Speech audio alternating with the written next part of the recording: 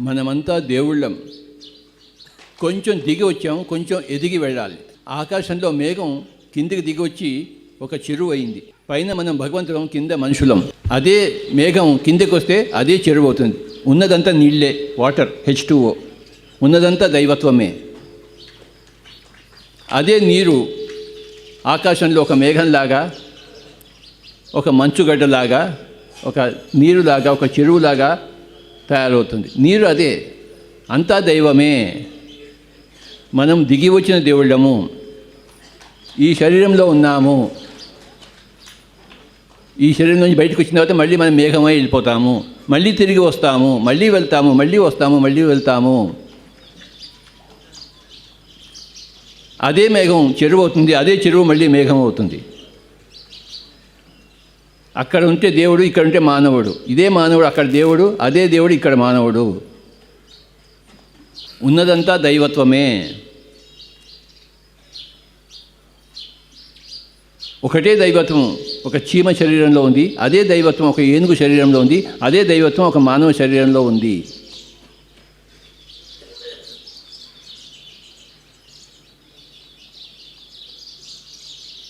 ఒకటే సంగీతము సితార్ నుంచి వస్తుంది, ఒకటే సంగీతం వైద్య నుంచి వస్తుంది, అదే సంగీతం మండలి నుంచి వస్తుంది, అదే సంగీతం ఫ్లూట్ నుంచి వస్తుంది.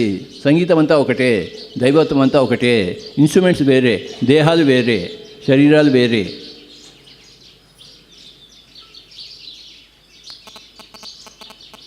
అదే దైవత్వం ఒక చీమ శరీరంలో వచ్చి ఆ జీవితం ఎలా ఉంటుందో తెలుసుకోవడం కోసం ఆ దైవత్వం అక్కడ ప్రవేశిస్తుంది. అదే దైవత్వం ఒక ఏనుగు శరీరంలో ప్రవేశించి ఆ ఏనుగు శరీరంలో జీవితం ఎలా ఉంటుందో తెలుసుకోవడం కోసం ప్రవేశిస్తుంది. అలాగే అదే దైవత్వం ఈ మానవ శరీరంలో ప్రవేశించి ఈ మానవ జీవితం ఎలా ఉంటుందో తెలుసుకోవడానికే దైవత్వం అంతా ఇగో మానవ శరీరంలో పుట్టింది. శరీరాలు వేరు వేరే, కానీ దైవత్వం ఒకటే. ఏనుగు శరీరం వేరే, చీమ శరీరం వేరే, దోమ శరీరం వేరే, మనిషి శరీరం వేరే, కానీ దైవత్వం ఒకటే.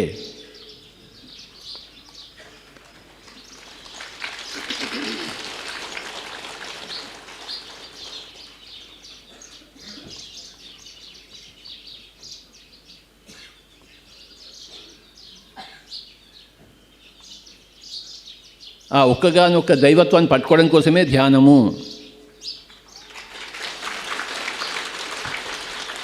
ధ్యానం లేక దైవత్వం దొరకదు, ధ్యానం లేక ఏకత్వం దొరకదు. ధ్యానం ద్వారానే దైవత్వం దొరుకుతుంది, అవగతమవుతుంది. ధ్యానం ద్వారానే ఏకత్వము అవగతమవుతుంది, లభ్యమవుతుంది.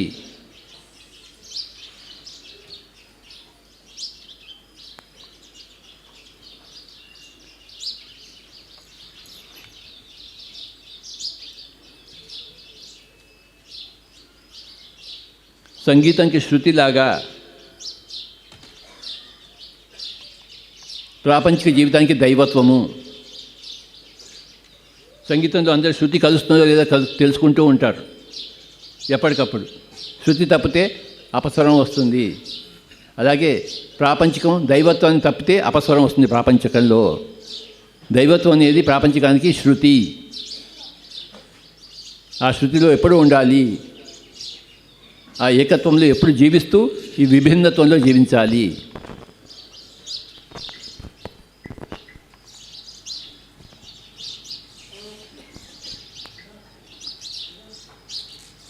సంగీతంలో శృతి మారదు. స్వరాలు మారుతాయి, రాగాలు మారుతాయి, కానీ శృతి మారదు. అలాగే ప్రాపంచిక జీవితాలు మారుతూ ఉంటాయి, కానీ ఆధ్యాత్మిక జీవితం మారదు. మారందే ఆధ్యాత్మిక జీవితం, మారేదే ప్రాపంచిక జీవితము.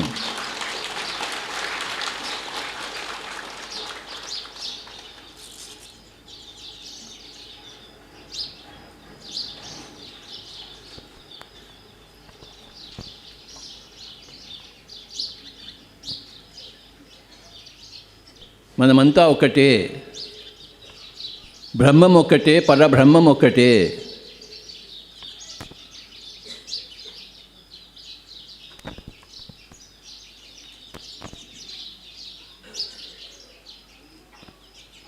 రాజు మీద పడే ఎండ ఒక్కటే, పేదవాడి మీద పడే ఎండ ఒక్కటే.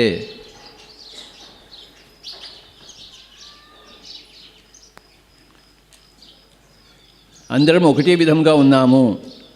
ఆకలి అందరికీ ఒకటే, నిద్ర అందరికీ ఒకటే, దాహం అందరికీ ఒకటే, దుఃఖం అందరికీ ఒకటే, కాలు విరిగితే చేయి విరిగితే నొప్పి అందరికీ ఒకటే.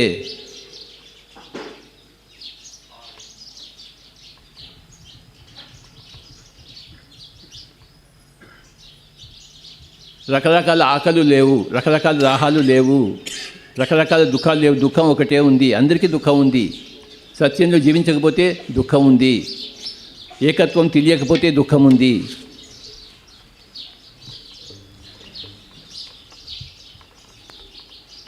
ఎవడైనా చనిపోయాడు అనుకుంటే దుఃఖం ఉంది, ఎవడు చనిపోడు. చనిపోవటం అంటే వెళ్ళిపోవటం అంతే, అంతేగాని నాశనం అవట కాదు. చనిపోవట అంటే వెళ్ళుట. ఇక్కడి నుంచి వెళ్ళిపోయాడు. ఇక్కడి నుంచి ఎవరైనా అమెరికాకి వెళ్తే మనం ఏడుస్తామా? సంతోషిస్తాం, మా వాడు అమెరికా వెళ్ళాడని చెప్పేసి. మరి మా అమ్మ చచ్చిపోతే నేను ఎందుకు అడవాలి? మా అమ్మ పైలో కలిగిపోయింది, హాయిగా సంతోషంగా చాక్లెట్ పంచుకోవాలి మనం అందరం.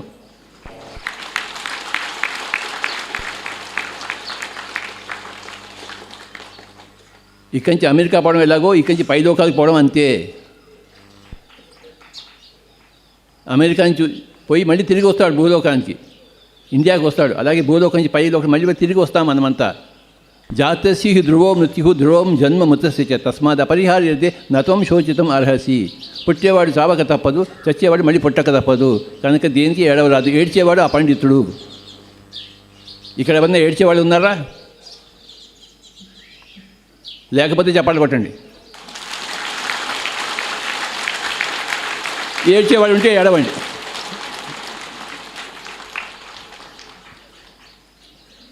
నువ్వు దేనికోసమైనా ఏడిస్తే నీకు ఆత్మజ్ఞానం లేదు. దేనికోసం ఏడ్చినా, వాడిలా అన్నాడు వీళ్ళ అన్నాడు, నువ్వు ఏడ్చావనుకో నీకు ఆత్మజ్ఞానం లేదు. మా అమ్మ చచ్చిపోయిందని ఏడ్చావనుకో నీకు ఆత్మజ్ఞానం లేదు. ఇండియా నుంచి అమెరికాకి ఎవరైనా వెళ్తే ఏడుస్తామా? సంబరాలు చేసుకుంటాం, మా వాడు అమెరికా వెళ్ళాడని చెప్పేసి. అలాగే ఇక్కడి నుంచి ఎవరైనా పైలోకాలకు వెళ్తే శరీరం వదిలిపెట్టేసి మనం సంబరాలు చేసుకోవాలి. ఏడ్చేవాడు అపండితుడు. ఎవరైనా దేనికైనా ఏడిస్తే నాకు పరమ అసహ్యంగా ఉంటుంది. నాకు వాడి ముఖం కూడా చూడబుద్ధి కాదు. నా దగ్గరికి నా తలకాయ నొప్పి వస్తుంది. నాకు ఎందుకు ఏడుస్తున్నాడో తెలియదు.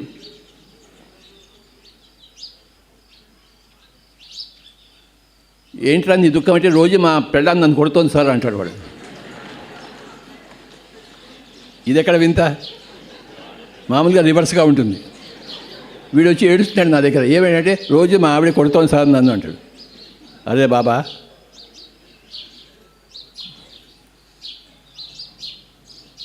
ఎవడైనా ఏడ్చేవాడు ఉంటే వాడు పరమ మూర్ఖుడు, పరమ అపండితుడు, పామరుడు, ఆత్మజ్ఞానం లేనివాడు.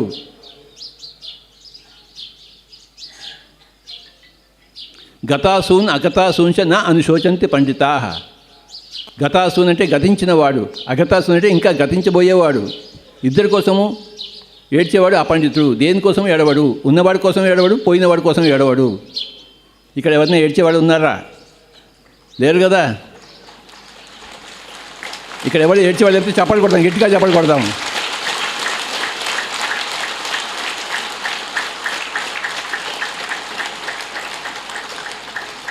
గట్టిగా చెప్పండి, నో ఏడుపు, నో దుఃఖం. సత్యాన్ని తెలుసుకుంటే ఏడుపు రాదు. సత్యాన్ని తెలుసుకోకపోతే ఏడుపే ఉంది, దుఃఖమే ఉంది జీవితంలో. దుఃఖం ఎందుకుంది? సత్యం తెలియదు. ఏడుపు ఎందుకుంది? సత్యం తెలియదు. ఏడుపు ఎందుకు లేదు? సత్యం తెలుసు వాడికి. దుఃఖం ఎందుకు లేదు? సత్యం తెలుసు వాడికి.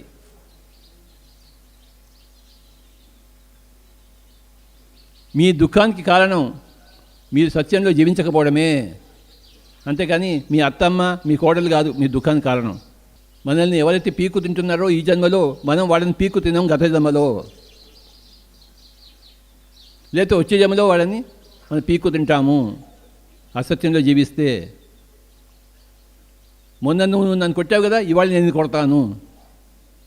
ఇదంతా అసత్యంలో జీవించడము. మొన్న నువ్వు నన్ను కొడితే ఇవాళ నేను కొట్టాలి ఏంటి నిన్ను? మొన్న నువ్వు నన్ను ఏడిపిస్తే ఇవాళ నిన్ను ఏడిపించాలా నేను? నో. నువ్వు నన్ను కొట్టడం నేను మర్చిపోయాను.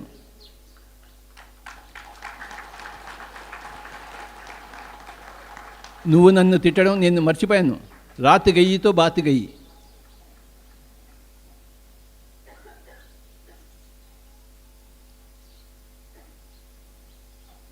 నిన్నటిది మర్చిపోవాలి, అప్పుడు దుఃఖం పోతుంది. నిన్నది గుర్తుపెట్టుకుంటే దుఃఖమే దుఃఖము. ఎవరికైనా ఏడుపు ఉందంటే, దుఃఖం ఉందంటే వాడు అసత్యంలో జీవిస్తున్నాడు, వాడు అనిత్యంలో జీవిస్తున్నాడు. నిత్యంలో జీవించాలి. నిత్యం అనేదే ఆత్మ. మనమంతా ఆత్మ, మనమంతా దైవము. We are all gods. ఇంకా ఏడుపు దేనికబ్బా? మీలో ఏడుపు ఉంది అంటే ఇంకా మీకు అజ్ఞానం ఉంది అన్నమాట. అజ్ఞానాన్ని తీసేస్తే ఏడుపు పోతుంది. మన చుట్టుపక్కల పరిస్థితులు మనకి ఏడుపునిస్తాయి. మనకి ఏడుపు వస్తే ఆ పరిస్థితుల వల్ల మనకి అజ్ఞానం ఉందని తెలుసుకోవాలి మనం. నీకు అజ్ఞానం ఉంది అని చెప్పడం కోసం ఆ పరిస్థితులు వస్తాయి. మనల్ని ఏడిపించే పరిస్థితులకు మనం చప్పట్లు కొడదాం. మనకి చెప్తాయి నువ్వు అజ్ఞానంలో ఉన్నావా లేదా నీకు తెలియజెప్తాయి. భగవద్గీతలో కృష్ణుడు ఏం చెప్తాడు? ఒరేయ్, ఎందుకు ఏడుస్తున్నావురా నువ్వు? ఆ ఏడుపేమిటి? అర్జునుడు ఏమిటి? ఏడవడం ఏమిటి? నువ్వేం అర్జునుడివి? నా మామని చంపాలి, నా తాతగారిని చంపాలి, నా గురువుని చంపాలంటే చంపు వాళ్ళని. ఏది చంపబడదు.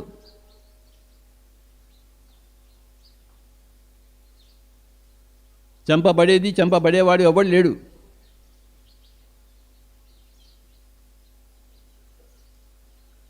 ఇక్కడ చేస్తే పై లోకాలకు వస్తాం, పైన చేస్తే కింద లోకాలకు వస్తాం. చావు ఎక్కడుంది? చావే లేనప్పుడు ఏడుపు ఎక్కడ? ఎవరిని ఏడ్చాడంటే వాడు సరిగ్గా భగవద్గీత చదవలేదు, సరిగ్గా ధ్యానం చేయలేదు, పిరమిడ్ మాస్టర్ కాలేదు, ధ్యానం చేయలేదు, తనకే ఏడుపు ఉంది. చేశాడు, తనకి ఏడుపు లేదు. భగవద్గీత చదివాడు, అర్థమైంది, ఇంక ఏడుపు లేదు. భగవద్గీత చదివాడు కానీ అర్థం కాలేదు, ఏడుపు ఉంది. యుద్ధం చేయబోయి అన్నాడు భగవద్గీతలో. చచ్చావా పైలోకాలు పోతావు, గెలిచావా ఈ రాజ్యం నీది. దేనికి ఏడుస్తున్నావు? హతోవా ప్రాప్స్యసి స్వర్గం. నువ్వు చనిపోతే స్వర్గలోకానికి వెళ్తావు. నువ్వు ఎందుకు ఏడుస్తున్నావు? చంపువాడిని. ఆ భీష్ముడిని, ద్రోణుడిని, కర్ణుడిని చంపు. ఒకవేళ నువ్వు వాడి చేతిలో నువ్వు చచ్చావనుకో, నువ్వు వీరస్వర్గం వెళ్తావు. నీ ధర్మం చంపడం వాళ్ళని.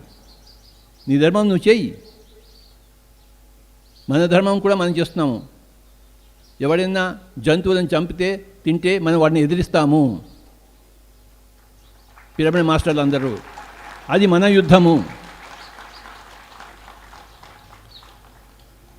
అర్జునుడి యుద్ధం కౌరవులను చంపడము, పిరమిడ్ మాస్టర్ల యుద్ధము మాంసాహారులను తప్పుపట్టడము. చెప్పడం, అరే నువ్వు మాంసం తినకూడదురా అని చెప్తూనే ఉండడం. వాడిని మనం చంపం. చంపే హక్కు మనకి లేదు. కానీ మాటలు చెప్తాం, ఒరే నువ్వు ఆ కోడిని మేకని చంపద్దు. వాడు మనం చంపినా సరే మనం అదే చెప్తూ ఉంటాము. ఎవడి కత్తి అయినా నా మెడ మీద వస్తే నేను చెప్తాను, అరే నువ్వు కోడి తినకు, నన్ను కావాల్సి చంపకు, కానీ కోడిని చంపకు, మేకని చంపకు అని చెప్తాను. నా నెత్తి మీద, నా మెడ మీద కత్తి ఉన్నా సరే. అది మటుకు చెప్పడం మానను. అది నా యుద్ధము, నా కర్తవ్యము. మన అందరి కర్తవ్యం అదే.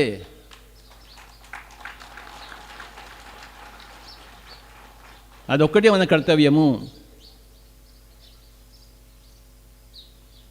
ఏ జంతువు చంపబడకూడదు, ఏ పక్షి చంపబడకూడదు, ఏ చేప పట్టుకోబడకూడదు. ఆ చేపని నీళ్ళ నుంచి తీసే హక్కు ఎవడిచ్చాడు నీకు? ఎవడిచ్చాడబ్బా? నిన్ను నీళ్ళలో పెడితే నువ్వు ఎంత గిలిగిల కొట్టుకుంటావో, చేపని నీళ్ళ నుంచి బయటికి తీస్తే అది అంత గిలిగిల కొట్టుకుంటుంది.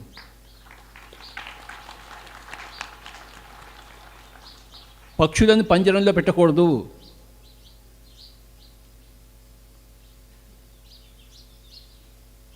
ఒక పక్షిని నువ్వు పంజరంలో పెట్టావనుకో, వచ్చే జన్మలో నువ్వు పంజరంలో చిక్కుకుంటావు. అలాంటి పరిస్థితి నీకు వస్తాయి. You create your own realities. నీ వాస్తవాలను భవిష్యత్తు నువ్వే సృష్టించుకుంటున్నావు ఈ వర్తమానంలో నీ జీవించే విధానం వల్ల.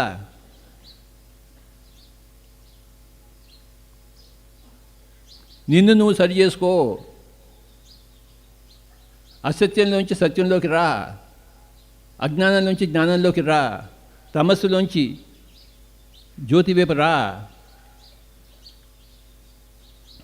ఉపనిషత్తులో ఒక ప్రార్థన ఉంది, అసతోమ సద్గమయ, తమసోమ జ్యోతిర్గమయ, మృత్యోర్మ అమృతం గమయ. అంటే అర్థం అసతోమ సద్గమయ అంటే అసత్యానికి సత్యానికి తీసుకెళ్ళు. ఎవడు తీసుకెళ్ళేవాడు లేడు, నువ్వే వెళ్ళాలి. తమసోమ జ్యోతిర్గమయ, అంధకారం నుంచి జ్యోతి వైపు నన్ను తీసుకెళ్ళు, నేనెవడు తీసుకెళ్ళేవాడు లేడు. మృత్యోర్మ అమృతం గమయ, చావు నుంచి నన్ను, చావు లేని నువ్వు తీసుకెళ్ళు, ఎవడు తీసుకెళ్ళేవాడు లేడు, నువ్వే వెళ్ళాలి. అసత్యంలోంచి సత్యానికి నువ్వే ప్రయాణం చేయాలి. దాన్ని ఎన్నుకోవాలి, సత్యాన్ని ఎన్నుకోవాలి మనం.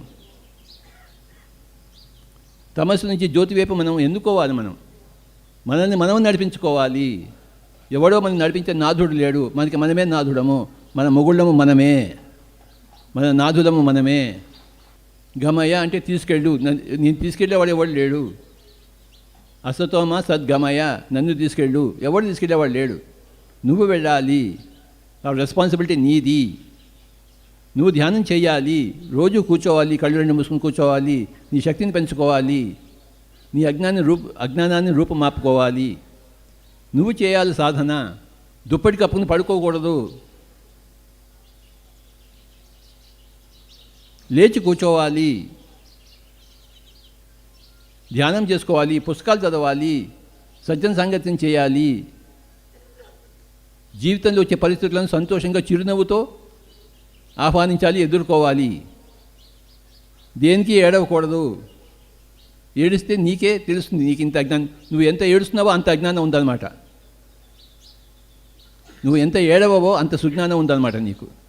నీ ఏడుపు నీకు చెప్తుంది నీకు ఇంకా ఎంత అజ్ఞానం ఉందో. నీ ఆకలి నీకు చెప్తుంది నువ్వు ఇంకా ఎంత తినాలో. ఆకలి లేకపోతే తింటావేమిటి? దుఃఖం లేకపోతే ధ్యానం ఎందుకు? నేను ఎప్పుడు ధ్యానం చేయను, అందుకని నాకు ఎప్పుడు దుఃఖం లేనే లేదు. నాకు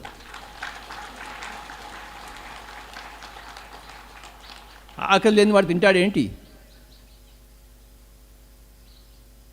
ఆకలి ఉన్నవాడు తినాలి, దుఃఖంలో ఉన్నవాడు ధ్యానం చేయాలి. ధ్యానం చేసి నీ దుఃఖం అంతరించినప్పుడు ఇంకా ధ్యానం కూడా అంతరిస్తుంది. నువ్వు హాయిగా జీవిస్తావు, ధ్యానం లేకుండా హాయిగా జీవిస్తావు. ధ్యానం వలన హాయిగా జీవించడం కాదు, ధ్యానం లేకుండా హాయిగా జీవిస్తావు. ఆ స్థితికి మనం చేరుకోవాలి. ఈ జన్మలో నేను ఇప్పటిదాకా ధ్యానం చేయనే లేదు, అన్ని అబద్ధాలు ఆడాను మీతో. మీకోసం అబద్ధాలు ఆడాను, నేను ఎంతో ధ్యానం చేస్తున్నానని చెప్పేసి. ఎవరికి చెప్పకండే. చెప్తారేంటి? నా కొంప ముంచొద్దు. ఆయన రోజు ఎంతో గంటల ధ్యానం చేస్తాడని చెప్పాలి మీరందరూ. 100 అబద్ధాలు ఆడని ఒక పెళ్లి చేయమని చెప్పారు. అర్థమైందా? ఇప్పుడు చెప్పండి, నేను ధ్యానం చేశానా లేదా? చేశాను కదా. అమ్మ బాబోయ్, బతికించారు నన్ను.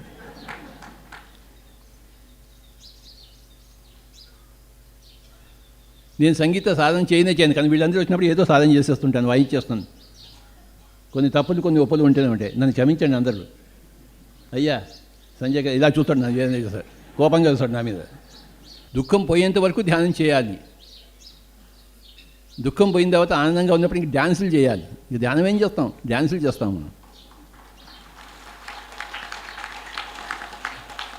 నిన్న డ్యాన్సులు బాగున్నాయా ఇక్కడ?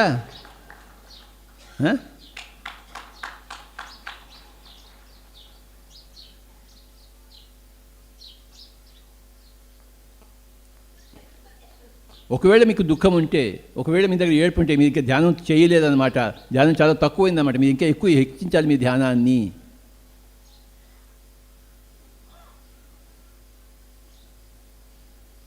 నా మొగుడి వల్ల కష్టాలు వచ్చే వాడు చస్తే బాగుండి అనుకోకూడదు.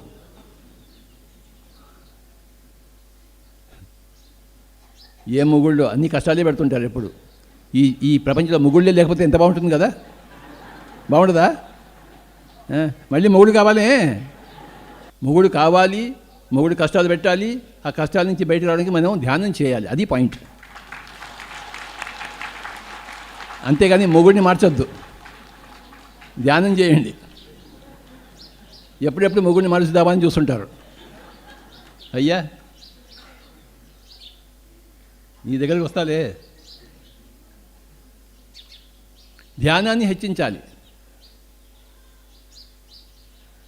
క్యాన్సర్ వచ్చింది, ఏం చేస్తావు? ధ్యానాన్ని హెచ్చించు. రోగం వచ్చింది, ఏం చేస్తావు? ధ్యానాన్ని హెచ్చించు.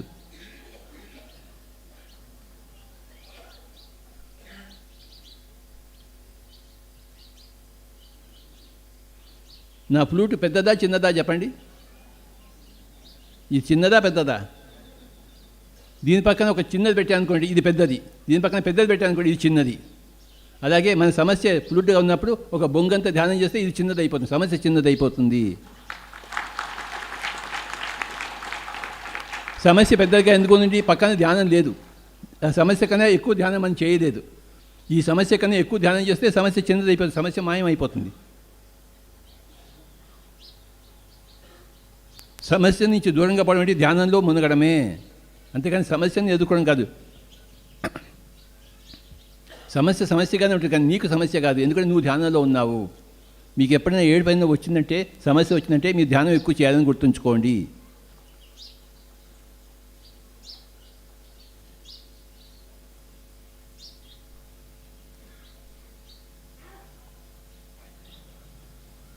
కళ్ళు రెండు మూసుకోవడంలో ఏం కర్మ ఉంది? ఎందుకంత కష్టపడతారు కళ్ళు మూసుకోవడానికి? కళ్ళు మూసుకోవాలి, గంటలు గంటలు గంటలు గంటలు మూసుకోవాలి. కూర్చున్న చోటు నుంచి లేవకూడదు.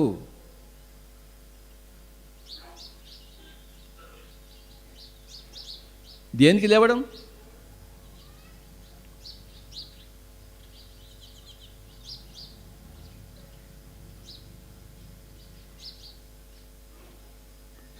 ఒక జాపనీస్ వర్డ్ ఉంది, జాజెన్ అని చెప్పేసి. దానికి అర్థం కూర్చోవాలి అని అర్థం. కూర్చోవాలి అంతే, అదే ఒకటే మెసేజ్. జాజెన్ అంటే కూర్చో, కూర్చో, కూర్చో అంతే. లేవకు, లేవమాక, డోంట్ గెటప్, కూర్చో.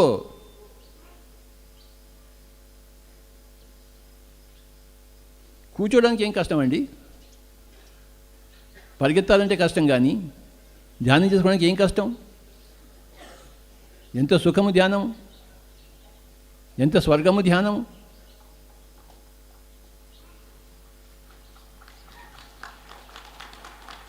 ధ్యానం లేకపోవడమే నరకము, ధ్యానంలో ఉండడమే స్వర్గము. కూర్చోవాలి, కూర్చోవాలి, లేవకూడదు. కాళ్ళు నొప్పులుస్తుంటాయి, కాళ్ళు మార్చుకోండి, కానీ లేవద్దు. కాళ్ళు మార్చుకోండి.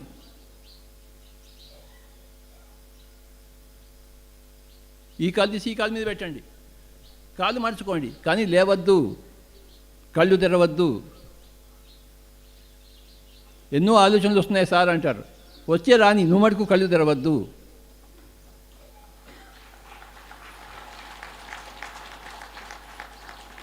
కళ్ళు తెరిచావో నీ వికెట్ పడిపోయింది, నువ్వు బోల్డ్ అయిపోయావు. నువ్వు కళ్ళు తెరవకపోతే నువ్వు ఇంకా నీ బ్యాటింగ్ ఆడుతున్నావు, నువ్వు నీ వికెట్ పడలేదు.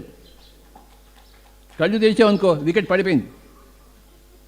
క్రికెట్ పరిభాషలో చెప్పాలంటే కళ్ళు తెరవద్దు. కాళ్ళు ఇప్పుకొని కాళ్ళు మళ్ళీ ముడుచుకోండి, నో ప్రాబ్లం. కళ్ళు మటుకు ఇప్పరాదు ధ్యానంలో. గంటలు గంటలు కళ్ళు రెండు మూసుకోవాలి. కూర్చోవాలి, కళ్ళు రెండు మూసుకోవాలి, కూర్చోవాలి, కళ్ళు రెండు మూసుకోవాలి, కూర్చోవాలి, కళ్ళు రెండు మూసుకోవాలి. కళ్ళు తెరవకూడదు. కూర్చున్న చోటు నుంచి లేవకూడదు. కాళ్ళు మార్చుకోండి. కాళ్ళు మార్చుకుందాం, కళ్ళు తెరవకుండా. కూర్చోవాలి. You must SIT and SIT and SIT and SIT and SIT. కూర్చున్న చోటు నుంచి లేవకూడదు, కూర్చోవాలి, కళ్ళు తెరవకూడదు. ఆలోచనలు వస్తే రానియండి, వచ్చేవి పోవడానికి వస్తాయి. అది పోయేదాకా మనం కళ్ళు తెరవకూడదు. కళ్ళు అసలు తెరవకూడదు.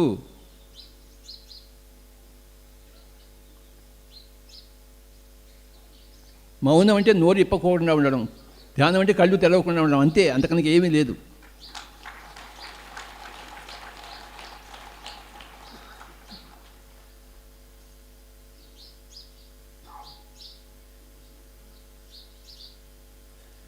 అసత్యంలోంచి సత్యాన్ని మనల్ని మనం నడిపించుకుందాము. తమస్సు నుంచి జ్యోతి వైపు మనల్ని మనం నడిపించుకుందాము. మృత్యువు నుంచి అమృతం వైపు మనల్ని మనం నడిపించుకుందాము. మనల్ని గట్టెక్కించే నాదుడిని కూడా ఎవడు లేడు.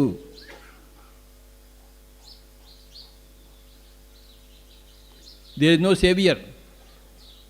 యేసు ప్రభు వస్తాడు, నన్ను బతికిస్తాడంటే ఎవడు నిన్ను బతికించడు. నిన్ను నువ్వు బతికించుకోవాలి, నిన్ను నువ్వు ఉద్ధరించుకోవాలి. చావు అంటే అమెరికా పోవడమే, సంబరాలు. మా అమ్మ చచ్చిపోయింది, చాక్లెట్ పంచండి. మా నాన్నగారు చచ్చిపోయాడు, చాక్లెట్ పంచండి. నా కొడుకు చచ్చిపోయాడు, చాక్లెట్లు పంచండి. ఒకసారి ఏమైందంటే తిరుపతిలో ఒక 25 సంవత్సరాల కిందట మాట, మన పిరమిడ్ మాస్టర్ ఒకడు వాళ్ళ అబ్బాయి బర్త్డేకి నన్ను పిలిచాడు తిరుపతిలో. నేను చాక్లెట్ తీసుకుని వెళ్ళాను. 3 ఏళ్ళ అబ్బాయి బర్త్డే పార్టీ. ఇన్ని చాక్లెట్ తీసుకెళ్ళాను. వాళ్ళ ఇంటికి వెళ్ళి సగం చాక్లెట్స్ ఇచ్చాను, మిగతా సగం చాక్లెట్ నా దగ్గర పెట్టుకున్నాను. ఆ తల్లి అడిగింది, సగమే ఇచ్చారంటే చాక్లెట్స్, ఇంకా సగం ఏం చేస్తున్నారంటే, ఈ పిల్లాడు ఇప్పుడు చచ్చిపోతే మిగతా సగం ఇస్తానని చెప్పాను. ఎప్పుడు చచ్చిపోతాడో తెలియదు కదా, అందుకే పక్కన పెట్టుకున్నాను. ఇప్పుడు చచ్చిపోతే అనుకో మిగతా సగం ఇచ్చేస్తాను అన్నాడు. ఆ అమ్మాయి బోర్ని ఏడవడం మొదలుపెట్టింది. స్వామీజీ నోట్లోంచి వచ్చింది చచ్చిపోతాడేమో అని చెప్పేసి. నా నోట్లోంచి వస్తే చచ్చిపోతాడేంటి?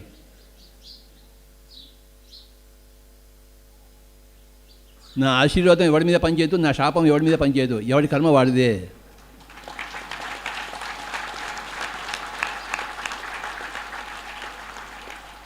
ఈ అబ్బాయి తల మీద చేయిపెట్టి నీ సహస్రాన్ని తెరుచుకుంటుంటే తెరుచుకుంటుంది ఏంటి? ఈ అబ్బాయి నా తల మీద చేతి పెట్టి నీ వాటిని తబలా వేస్తాను, నేను తబలా వేస్తాను ఏంటి? ఏమయ్యా, నా చేయబెట్టు, నాకు తబలా రావాలి. చేయబెట్టవయ్యా, నాకు తబలా రావాలి, ఆశీర్వదించు. అయ్యా సీతారామ స్వామి,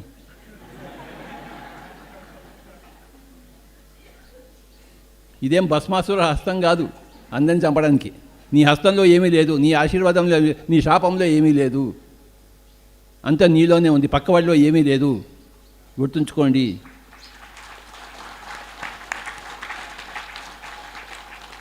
మనం ధ్యానం చేస్తే అది మనకి వరం అవుతుంది. మనం ధ్యానం చేయకపోతే మాంసం తింటే అది మనకి శాపం అవుతుంది, అంతే.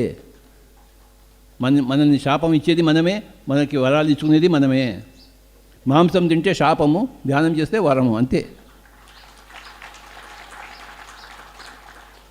ఎన్ని కోళ్ళను కోసుకున్నామో అన్ని శాపాలు తీసుకుంటున్నాము, ఎన్ని ధ్యానాలు చేస్తున్నామో అన్ని వరాలు తీసుకుంటున్నాము మనము. నా నెత్తి మీద చేయబెట్టిన ఆయన, నేను నీలాగా తబలా వాయించాలి. ఒక సంవత్సరం నేను తబలా నేర్చుకున్నాను, కానీ మా గురువుగారు నన్ను తిట్టారు, వదిలిపెట్టేసాను తబలా. నేను विद्यानगर में ये फ्लूट के पहले मैं तबला सीख रहा था, परंतु गुरु मुझे बहुत गुस्सा करता था. मैं बोला मैं उसके ऊपर गुस्सा कर, मैं तबला ही छोड़ दिया मैंने.